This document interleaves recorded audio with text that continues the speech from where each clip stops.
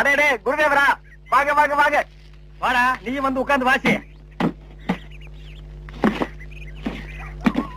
பாய், சொல்லுங்க. பாடத்தை ஆரம்பிக்கலாமா? ஆரம்பிக்கலாம்.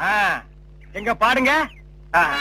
சரி கரி சரி கரி சரி கரி சரி கரி. பாய், நான் சொன்னது அந்த கறி இல்ல, அடி வயிற்றிலிருந்து வருமே அந்த கறி. அந்த கறி இந்த கறி ஒண்ணுதான். எங்க சொல்லுங்க. பாய், 1/2 கிலோ கறி கொடுங்க, கூடவே ஈரல் சேர்த்து போடுங்க. இத பாருங்க, கொஞ்சம் இருங்க, வியாபாரத்தை முடிச்சிட்டு வரேன்.